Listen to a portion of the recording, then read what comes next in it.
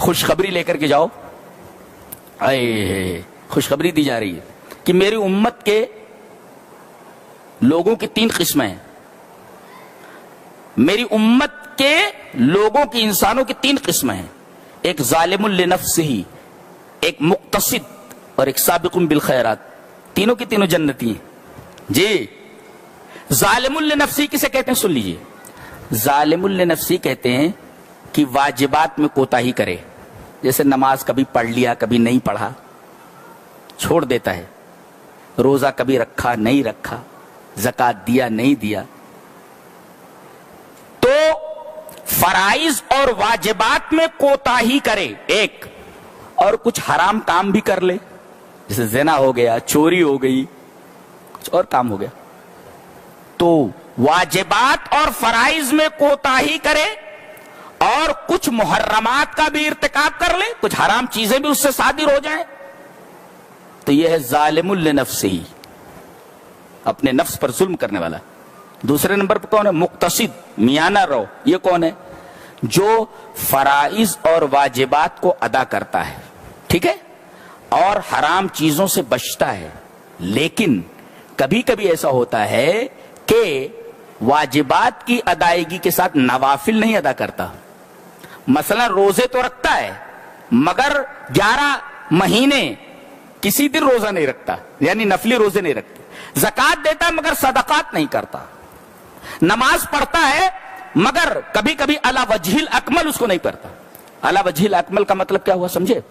حضرت حذیفہ نے دیکھا کہ ایک آدمی نماز پڑھ رہا ہے اور لا یتم رکوع ولا سجودہ، رکوع اور سجدے برابر نہیں کر رہا ہے. جب وہ نماز پڑھ چکا تو بلایا. فلما قضى صلاتہ، جب اس نے اپنی نماز پوری کر لی تو بلایا.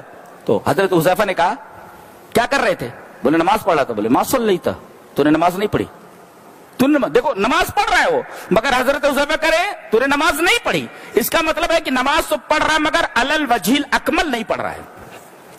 تو ظالم لنفسی کا مطلب کیا ہوا؟ ظالم نفسی کا مطلب ہوا کہ فرائض اور واجبات میں کوتاہی کرے. کبھی نماز چھوڑ دے، کبھی روزہ چھوڑ دے، کبھی کچھ، کبھی کبھی حرام چیزوں کا ارتکاب کر لے. یہ ظالم لنفسی. اور دوسرے نمبر پہ مقتصد، میاں نہ رہو، واجبات اور فرائض کی ادائیگی کرتا ہے مگر کبھی کبھی علی وجہ الاکمل نہیں کرتا، حرام چیزوں سے بچتا ہے. ہاں نوافل وغیرہ نہیں کر پاتا. یہ مقتصد ہے. اور تیسرے نمبر پہ سابق بالخیرات، بھلائیوں میں سبقت کرنے والا. فرائض اور واجبات کو علی وجہ الاکمل کرتا ہے. نماز بھی اچھی طریقے سے ادا کرتا ہے اور نفلی نمازیں بھی پڑھتا ہے، نوافل بھی پڑھتا ہے.